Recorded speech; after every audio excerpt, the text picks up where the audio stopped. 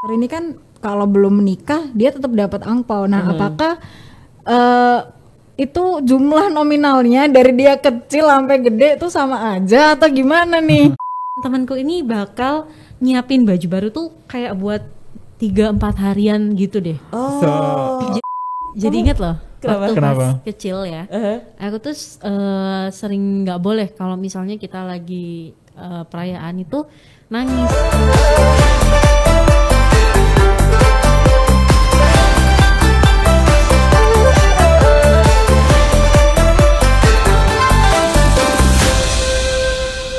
Tribuners, kembali lagi di podcast Harian Surya dan Tribun Jatim Network. Cakap sana, cakap sini.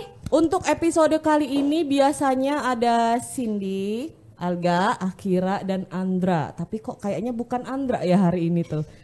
Untuk hari ini kita singkirkan dulu Andra untuk sementara. Maaf ya Andra. Maaf ya Andra. Karena sekarang kita kedatangan tamu untuk episode spesial perayaan Tahun Baru Imlek 2022. Selamat datang di podcast Cakap Sana Cakap Sini untuk saudari untuk Esther. Big applause dong. Halo Tribuners, aku Esther. Nah sebelumnya kita mau ngucapin dulu nih untuk Esther dan juga Tribuners yang merayakan ya Gongsi Facai begini ya. Gini. JR-nya udah gini. Kiri. Tapi tahu nggak sih sebenarnya Gongsi Facai itu artinya tuh bukan selamat tahun baru. Oh, apa nih berarti? Jadi artinya itu lebih ke semoga semakin makmur. Udah pada tahu belum? Jadi salah dong berarti selama ini ya? Nggak salah juga, kan biasanya diidentikan dengan prosperity, keberuntungan, makmuran gitu kan. Iya. Tapi kalau kita mau ngucapin selamat tahun barunya, itu kita bisa pakai kata-kata Sinien Kuaile. Sinien Kuaile. Artinya ya? Selamat tahun baru dan semoga bahagia.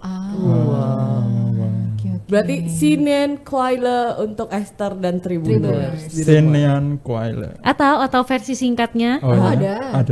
Ini bahasa Hokkien kalau nggak salah. Itu Kyonghi. Artinya sama ya? Artinya selamat lebih. sih ya. Oke. Kyonghi. Nah ngomongin tentang Imlek itu kita juga biasanya identik ya. Ini untuk warna ya. Identiknya adalah warna merah. Seperti us right now. Saat ini Untuk memeriahkan baju merah untuk merayakan. Padahal kita nggak tahu artinya kenapa. Ya, kenapa? Pakai aja deh. Betul. Kenapa merah? Kenapa nggak pink Fanta? Ya merek lagi. Kenapa nggak turquoise gitu? Oke, jadi kenapa sih warnanya merah? Jadi katanya ini ada sejarahnya. Semacam ada makhluk mitologi waktu zaman dulu, namanya tuh Nian atau barongsai. Kalau digambarkan. Jadi dia banteng tapi kepalanya singa gitu. Nah, jadi si makhluk itu, si Nian itu, dia waktu itu membuat warga-warga desa Cina itu pada takut karena dia makan ternak sampai makan anak-anak juga. Katanya gitu tuh. Akhirnya penduduk itu pada takut dan cari cara. Sebenarnya kelemahannya ini apa? Nah, kelemahannya si makhluk ini, mitologi ini, itu adalah api, kemudian suara bising, dan juga cerah warna merah ya, warna merah. Gitu. Akhirnya mereka berhasil ngalahin makhluk itu dengan warna-warna itu, jadi dianggap sebagai keberuntungan gitu loh. Gitu, keberhasilan gitu. Berarti bisa juga sebagai kita penangkal ya untuk pakai warna merah. Betul, itu ya. menghindari kan gitu. Menghindari hal-hal buruk. Oke. Gitu. Tapi ini sebenarnya di Imlek, kalau misal kita merayakan Imlek, kalau yang aku tahu ya, warnanya emang nggak cuma merah aja nggak sih? Bener. Ada warna-warna lain. Bener. Apa aja? Ada warna kuning, ada warna emas ya, kuning terus emas. Jadi memang karena keberhasilan tadi sejarah itu akhirnya dipakai warna-warna pendukung kayak gitu. Nanti kita juga bakal bahas mungkin ya ada kayak kebiasaan atau buah apa sih yang Oke. Oh iya harus dong. gitu ya. Stay tune nih ya. Tapi Ya, ditungguin. yang paling penting dari Imlek adalah Apa ini kita? angpau. Oh, iya jelas. pasti. Jelas, Ini jelas, bener. jelas. karena kan kalau misal kita ini lagi ada perayaan Imlek, terus kalau misal kita ke mall kan biasanya banyak tuh mall-mall yang ngadain kayak barongsai yang sampai dia naik-naik di atas tiang atau ngunjungin booth-booth, ngunjungin pengunjung itu kan banyak yang ngasih angpau. Terus memang angpau itu ditujukan untuk si barongsai ini dalam sejarah yang kamu katakan tadi atau gimana? Sebenarnya kepada siapa dan siapa yang harus ngasih angpau itu kalau di Imlek ya menurut kepercayaanku dan mungkin beberapa orang juga kan itu angpau itu dikasih ke anak-anak yang belum menikah. Oke. Berarti aku masih dapat. Akhiran Harus pai-pai dulu. Harus gini, pai-pai harus dulu. gini. Pai-pai pai-pai itu dulu. apa? Jadi kita datang tuh open house. Jadi ada kita biasanya kalau Imlek itu ada open house. Oh. Nah itu kita datang pai-pai minta angpau. Oh, sambil makan juga kali ya. Sambil makan. Esther ada pai-pai kan di rumah? Oh iya, nanti open ya. house ya. Yes. Boleh. Cindy diundang ya. Aku belum menikah. Berarti penghasilan si Esther ini tiap Imlek banyak ya? Iya. Lumayan. Kalau Imlek kan berkunjung ke keluarga itu biasanya ada tradisi sendiri nggak sih atau kayak perayaan Spesial di keluarga gitu ya. Selain angpau misalnya. Selain angpau tadi ya, sebenarnya itu nggak cuman keluarga ya kalau yang angpau. Jadi kayak kerabat kalau mampir ke rumah itu tetap bisa dapat tuh. Oh, kayak tetangga gitu bisa. Bisa dong. Nah terus kemudian kalau untuk di keluarga tuh kayak gimana sih kebiasaan kita? Setahu aku kita itu biasanya ada yang namanya malam perayaan Imlek. Jadi sebelum hari H Imleknya. Oh gitu. Biasanya itu ada kumpul keluarga. Terus juga biasanya itu kalau mungkin ada yang ke kelenteng, itu mereka berdoa ke dewa kayak gitu. Jadi malam untuk berkumpul dan berdoa intinya. Kayak Itu gitu. yang di malam Imleknya. Iya. Kalau yang pas Imleknya itu kumpul apa ya Pai. seneng-seneng bareng tadi ya sama Iya, keluarga. perayaan. Kayak Pai-pai gitu. tadi itu ya namanya. Iya, pai-pai gitu. Pai-pai. Jadi itu sebenarnya sama juga ya kayak di kita mungkin kalau di Lebaran itu ada namanya Unjung-unjung. ujung-ujung. Kayak gitu ya. Kayaknya sama juga ya. Mungkin. Ujung-ujung. Tapi mungkin ini aku juga penasaran sih. Gimana? Silakan loh Akira. Tanyakan. Aku tuh pengen tahu penghasilan si Esther nih. Ketika Imlek tuh seberapa banyak nih? Apakah sebanyak kita dulu atau enggak kita dulu? Tapi soalnya kan kalau misal aku belum kerja, kayaknya waktu aku belum ke SMA, belum naik ke SMA tuh tiap dapet angpau Lebaran ya, bukan angpau Imlek tuh udah mulai menurun gitu kan. Nah tapi kalau di tradisi si keluarganya si Esther ini kan kalau belum menikah dia tetap dapat angpau. Nah apakah itu jumlah nominalnya dari dia kecil sampai gede tuh sama aja atau gimana nih? Kisaran aja bisa dapat apa? Kisaran gitu. aja dapat apa? Gitu. Oh. Sebenarnya ini ya, kalau angpau kayak gitu ya emang enaknya itu bisa terus berjaya sampai sebelum nikah. Oh iya. Jadi bisa kita misalnya nih udah target nih dapat berapa? Ih ada target. Enggak ternyata Esther punya catatan. Oke selanjutnya ini belum ini ya. Dia ada target. Bener. Jadi target itu kita set itu dengan kunjungan kita. Kayak gitu. Jadi semakin banyak kita berkunjung, semakin banyak dapat angpau. Gitu. Ih kok belum target kita kunjungan lagi. Kemana lagi nih? Meskipun udah nikah tapi udah kerja tetap dapat angpau ya berarti. Masih, kecuali mungkin ya udah umur 40 ke atas sudah dianggap mapan, ya. itu boleh. Dan mungkin memang memutuskan untuk gak menikah, Oh, itu boleh ngasih angpau akhirnya. akhirnya ngasih angpau balik. Gitu. Oh, Nah kalau misalkan ngasih angpaunya itu dia kalau misalkan ini apa maksudnya yang aku alamin juga ya maksudnya yang aku tahu. Jadi kalau misalkan di Lebaran kan kita ada meskipun berbeda ya karena Lebaran itu adalah hari raya dan ini adalah tahun baru gitu Cina. memang. Cuman ada kayaknya ada beberapa tradisi yang hampir-hampir sama gitu. Kalau misalkan di Lebaran kan kita maaf dulu nih. Maaf dulu, kemudian kita ngadep ke satu-satu, kemudian abis maaf dapat duit. Kalau di Imlek itu kayak mana ini untuk pembagian angpaunya itu? Biasanya tuh dimulai dengan pai-pai itu tadi ya. Jadi kita hadir itu kayak hormat ya ke orang tua juga. Tapi bukan minta maaf biasanya. Jadi ya memberi hormat gitulah intinya. Nah, baru nanti kita dapat angpau atau mungkin setelah makan baru dapat angpau. Gitu. Oke, aku siap berkunjung nih. Aku juga udah apa?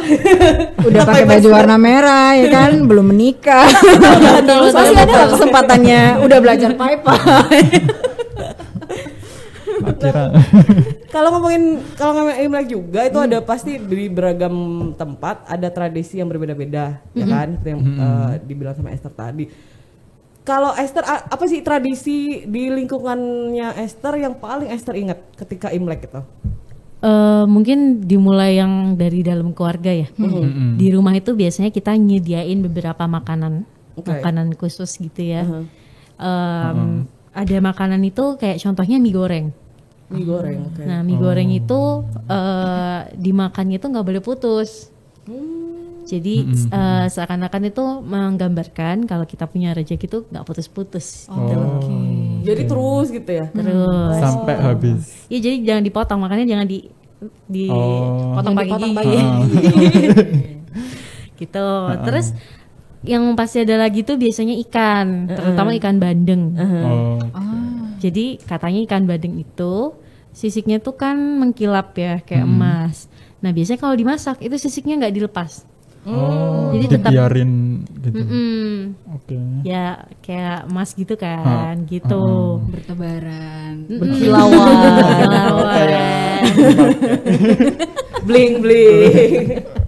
Lama-lama masak emasnya nih. Beneran emang Imlek dengan suasana dengan vibe swag. Lanjut ya, mungkin buah, ada buah juga. Biasanya buah itu ada jeruk. Oh iya. Jeruk kan, jeruk itu selain warnanya yang memang cerah ya kan, identik gitu kan, dia tuh juga dianggap seperti bola keemasan, gitu. Jadi biasanya itu buat suguhan gitu, bisa dikasih ke teman-teman juga. Mungkin kalau kita biasanya ngasih hampers kayak gitu, nah itu isinya ada tuh jeruk kayak gitu, ada nanas juga kayak gitu-gitu. Nanas juga. Gitu kan. Terus ada lagi. Biasanya tuh yang manis-manis, pokoknya yang manis-manis deh ya. Biasanya sorry. dipajang dong Bu. Di meja. Sini begini. Iya dipajang dong Bun. Maaf ya. Satya. Takut. Aduh. Di cancel bentar lagi. Kalau yang manis-manis kayak apa? Kue atau Kue. Tahu kue keranjang nggak? Oh, kue keranjang. Ya itu kue keranjang. Terus ada kue lapis legit. Lapis legit itu biar anggapannya tuh manis, berkat rezekinya tuh berlapis-lapis. Terus lengket juga kan itunya. Iya, jadi kuenya lengket. Kue lengket itu mengibaratkan biar keluarga kita itu tetap utuh. Tetap rukun, manis gitu. Manis lagi. Jadi berarti kayaknya itu semua suguhan itu ada maknanya ya dalam Imlek itu berarti. Benar. Dan yang pasti itu memang sangat terkait sama kemakmuran, kebahagiaan, keberuntungan kayak gitu. Gitu. Okay. Nah, kalau ngomong itu kan tadi tradisi yang ada di sekitar Esther ya, tempat tinggal keluarga Esther. Esther. kita juga ada 5 tradisi unik saat Imlek yang ini bersumber dari Kepala Operasional Kelenteng Toa Sebio di Glodok, Jakarta Barat oleh Pak Hartanto Wijaya nih. Ini apakah nanti kita lihat apakah ada tradisi yang sama nih sama yang ada di keluarganya Esther nih. Oke, untuk yang pertama dari Pak Hartanto Wijaya itu adalah menutup rumah di atas jam 12 malam di malam Imlek. Alasannya karena sepanjang malam berdoa ke dewa rezeki. Dulu itu pintu rumah dibuka bisa sampai pagi, tapi sekarang sudah enggak. Dan karena masih pandemi, ziarah diganti dengan sembahyang di rumah aja karena memang untuk berdoa ataupun sembahyang boleh dari mana aja. Nih, kalau dari Yesus sendiri pernah dengar nggak untuk tradisi ini? Pernah malah ngelakuin? Kalau aku sih enggak ya, tapi biasanya tutup rumah itu aku anggapin kalau di keluarga gue itu kita berkumpul di rumah kayak gitu. Jadi kita tetap di rumah. Itu ya mungkin ya anggapannya tutup rumah. Ngumpul bareng. Berarti kayak sebelum jam 12 harus udah sampai rumah gitu kali ya? Iya, biasanya emang H-1 itu kita udah siap-siap karena kan itu semacam malam perayaan kayak New Year's Eve. Dan itu ada Eve-nya gitu kan, ada perayaannya gitu. Biasanya sih mungkin di agama tertentu itu ada yang memang dia punya kebiasaan tertentu juga. Misalnya mungkin persembahan ke dewa atau ngasih suguhan ke dewa. Kayak gitu persembahan mungkin ya, persembahan. Gitu. Oke, ini aku tahu nih kayaknya. Biasanya tuh kalau kebetulan kan memang orang tua aku juga jualan kue kan. Biasanya untuk sebelum malam Imlek tuh ada beberapa orang yang akan beli suguhan buat sembayangan dan itu kuenya itu serba merah. Dari kue mangkok, roti kukus, terus kueku itu tuh semuanya yang warna merah gitu. Mereka pasti minta yang warna-warna merah itu tadi. Karena mungkin kalau yang dijelasin Esther tadi kan warna merah lambang apa sih tadi lupa ya. Kayak pakai mengusir. lupa. Iya, mengusir tolak bala. Oke. Tapi itu ini ya, kamu juga ngelakuin kayak gitu juga nggak? Kalau aku enggak sih, udah enggak ya, mungkin karena ini juga sih keluargaku udah terpisah-pisah. Tinggal ya udah anaknya ada yang merantau gitu. Kecuali kalau pulang biasanya kan gitu. Tuh, nah kalau untuk ini apa nih yang kedua, Alga mungkin bisa. Itu tradisi uniknya yang kedua itu nyapu rumah dari luar ke dalam. Terus kayak pantang bersih-bersih rumah saat hari H Imlek. Jadi harus dilakukan sehari sebelumnya. Kalau menyapu dari luar ke dalam rumah, debu itu juga tidak boleh langsung dibuang, harus didiamkan dulu agar tidak membuang keberuntungan. Itu bener nggak? Atau Esther masih ngelakuin waktu ngerayain Imlek? Masih. Masih. Ini bahkan pas aku ngekos ya, kondisinya nggak di rumah, itu diingetin sama orang tua kayak kalau nyapu itu sampahnya ditaruh aja dulu di dalam di sekop gitu.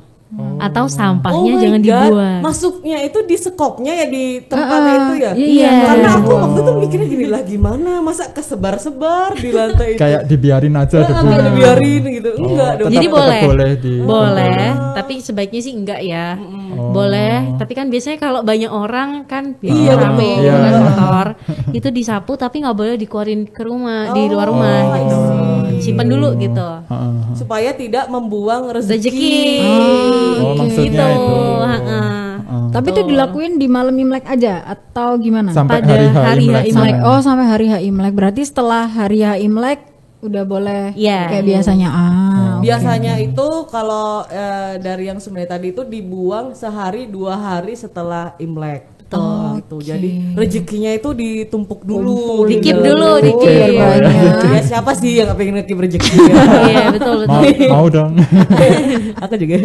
Berupa debu.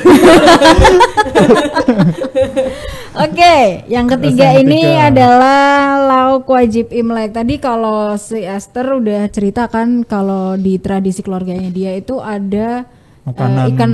Ada makanan yang berupa ikan, ya itu terutama ikan bandeng ini, karena menurut Esther tadi bukan menurut Esther, menurut kepercayaannya Esther, bener Betul, ya? menurut kepercayaan Menurut saya. kepercayaannya Esther, ikan bandeng itu lambang kemakmuran karena sisiknya tuh yang Berkilauan. emas-emas gitu. Tapi selain ikan bandeng bisa ada lauk-lauk yang lain nggak, kayak mungkin ayam, babi atau gimana? Babi. Bebong. Bebek. Iya benar-benar ada. Jadi selain bandeng itu biasanya ada daging-daging, ada daging babi. Daging babi sendiri itu dianggepin kayak kan berlemak ya. Jadi kayak biar kita numpuk rezeki gitu. Kalau ayam itu lebih ke arah kayak lambang kesetiaan, keutuhan. Jadi biasanya satu ekor gitu loh. Oke. Untuk keutuhan keluarga gitu. Maksudnya itu. Tapi Iya. kalau misal kita ngomongin ini kan lauk yang wajib ada di Imlek. Ada nggak lauk yang pantang gitu untuk disajikan ketika Imlek? Oh iya juga. Kalau lauk yang pantang sih kayaknya jarang ya. Jadi Jarang ya. Jadi karena Imleknya sendiri itu udah ada jelas kayak biasanya tuh yang ada apa aja. Jadi biasanya nggak keluar dari situ gitu loh, nggak keluar dari yang biasanya ada gitu. Jadi kalau selain ada yang khas Imlek, nyajiin makanan lain juga boleh-boleh aja. Boleh, kayak contoh ya, karena aku agak nomaden nih kan tinggalnya. Dulu tuh pernah tinggal di Palembang. Kalau Imlek ya kalau mau ada tekwan, pempek, nggak masalah. Oh iya. Gitu. Berarti Kok aku jadi Distract. fokus. Fokus. berarti emang nggak ada pantangan menyajikan makanan tertentu. Iya kan? sih, karena kan kepercayaan ini kan beda-beda ya, mungkin tiap agama, tiap daerah, tiap budaya tuh beda-beda Beda-beda. gitu. Cuma mungkin utamanya tadi ada si ikan bandeng, babi ataupun ayam. Nah, lainnya ini, itu boleh. sama mie ya. mie goreng. Atau mungkin gini, kayak salah satu dari sajian itu yang mungkin harus ada. Jadi misal kita nggak ada bandeng ayam atau babi, tapi kita udah punya jeruk sekarung kan nggak masalah. Maksudnya itu kan udah jadi lambang gitu nggak sih? Benar, Kok aku benar. sok tahu. Sebenarnya kayak gitu-gitu tuh nggak ada ya, harus kayak Harus semua harus ada. semuanya tuh Paten gitu gitu ya. banget gitu, enggak, karena kan kemampuannya tiap orang tuh tiap keluarga Iya, beda-beda. tiap keluarga. Jadi ya simbolik aja lah gitu anggapannya, gitu sih. Oke. Terus selanjutnya. Nah, yang keempat nih. Yang keempat itu ada memakai baju baru. Maknanya adalah semua hal-hal jelek di tahun-tahun lalu itu kita ganti dengan yang baru. Aku setuju sih, tapi itu tidak di Imlek aja ya. Jadi kayak shopping. Ada lagunya kan? Baju baru. Alhamdulillah. Kok kita yang punya lagu jadi lupa? Di hari Imlek. Gara-gara ngomongin baju baru, aku tuh ingat waktu aku pernah tinggal di Pontianak, Kalimantan Barat. Wah, habis dari Palembang, Pontianak. Betul. Waduh, Ih, dia kayak nomaden beneran ya. semua pulau lah. Jadi di sana itu aku kan punya teman-teman nih, belum pada nikah kan, karena masih SMP waktu itu. Iya. Nah, Gimana ya, Gimana sih Esther? Kaget ya. Esther gimana? Aku kirain ketika dia di Pontianak tuh emang udah di usia setelah kuliah bener. gitu kan. Karena kita belum menikah. Karena masih SMP. Ya jelas siapa yang mau menikah pas SMP sih, Ter. Terus gimana ceritanya? terus lanjut ya. Aduh, agak salfok ya. Jadi ceritanya itu teman-temanku ini bakal nyiapin baju baru tuh kayak buat 3-4 harian gitu deh. Jadi bajunya nggak cuman buat 1 hari pas hari Imlek doang. Wow. Karena Imlek itu dia tuh ada lagi perayaan ke-15-nya. Namanya Cap Gomeh kalau pernah. Tuh lontongnya enak banget. Makanan lagi. Akhirnya tapi Itu maksudnya hari ke-15 setelah Imlek atau gimana? Iya, jadi perayaan hari ke-15-nya gitulah. Biasanya sih terakhir ya, udah agak terakhir. Nah, kalau di sana jadi anak-anaknya itu kan harus datang ke rumah-rumah ya, karena ada target tadi. oh iya. Nah, itu mereka pakai baju baru tiap hari sampai 4 hari, 5 hari gitu. Iya. Jadi baju barunya nggak cuma 1 dong. Wow. jadi kan harus balik modal nih. Iya. Balik modal. Balik modal ya, bener juga Ini sih. sounds fun Bener. juga. Iya, sounds fun loh. Nggak cuma sehari doang. Mungkin kalau lebaran kita kayak hari ketiga kayak lapo kode wis mari lebaran deh, tak sampai mana. Wes, Boleh. Kalau di sana masih rame. Jadi di Pontianak ini. Pontianak atau Singkawang ya. Singkawang. Jadi pas Cap Gome, pas Cap Gome itu bakal ada parade. Jadi parade pernah tahu. barongsai, naga-naga, kemudian ada yang namanya tatung. Pernah dengar gak? Pernah. Ini baru pertama kali. Ariel Tatum pernah. No. Oh, bukan. Sorry. Kayaknya bentar lagi Cindy deh yang kita Sorry, depak dari sini ya kan. Sorry. Tatung, T-A-T-U-N-G. Oh, tatung. Apa tatung. itu? Tatung. Jadi tatung itu semacam orang-orang yang dirasuki oleh roh, bisa roh dewa, roh macam-macam gitu ya. Itu mereka bakal melakukan atraksi, semacam menunjukkan kalau tubuh mereka tuh kebal. Jadi kayak ngiris-ngiris lidah, Terus terus kayak dimasuk-masukin kawat, jarum, paku. Dan kayak mereka gitu. nggak apa-apa gitu. Dan mereka nggak apa-apa, kayak gitu. Jadi kayak menunjukkan kalau ada leluhur loh yang mereka tuh punya kekuatan juga gitu. Kayak membuat mereka kayak kebal gitu ya. Betul. Bahkan ini tuh lucunya tuh jadi apa ya ngomongnya kayak mungkin berakulturasi sama budaya Dayak ya, dari suku Dayak. Jadi mereka pakai senjatanya tuh senjata Dayak. Kayak pisau-pisaunya pisau suku Dayak kayak gitu. Jadi kayak malah kegabung gitu loh. Keren sih. Iya keren sih.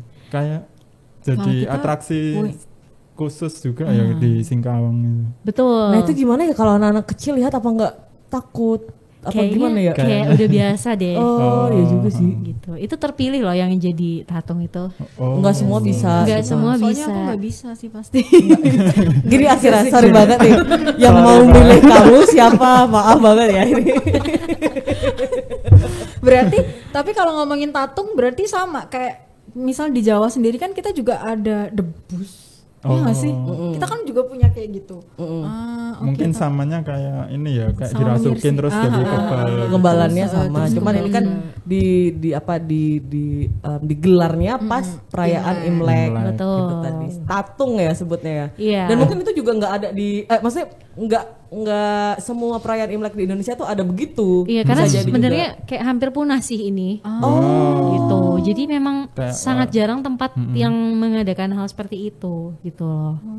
Kayak warisan budaya Betul. juga ya. Karena mereka kan menunjukkan koneksinya mereka sama dewa-dewa atau leluhur itu masih kuat kayak gitu Iya, loh. Keren. Keren. Oke. Oke, kemudian nih yang terakhir dari apa Tradisi Kelenteng unik. Toa Sebio di Glodok Jakarta Barat tadi ya untuk 5 perayaan 5 tradisi uniknya adalah jangan bicara negatif. Waduh. Dan berkata susah. itu harus baik. Berkata itu harus baik karena kalau hari baik itu nggak boleh ribut. Kata-katanya harus dijaga. Kalaupun tidak sengaja terucap harus langsung minta maaf.